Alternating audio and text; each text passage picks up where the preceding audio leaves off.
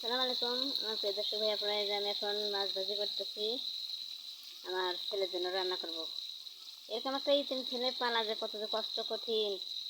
ছেলে এমনি একটা খায় না, এই যে এই মাছটাও তো খাইতে যাবে না, কারণ সে শুধু মাংস, মুরগির মাংস, গরুর মাংস, ছাগলের মাংস এগুলো বেশি পছন্দ করে, আর ডিম।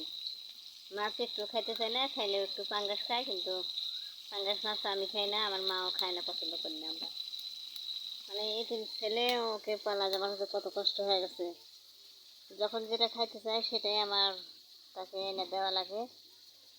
তাছাড়া তো রাগ করে যে আজকে সামান্য একটা কথা নিয়ে একটু আমার সাথে রাগ করছে, মন মালিন্য করে চলে গেল বাড়িতে, প্রাইভেট করে, আবার ফের বিকেলে আসবেনি।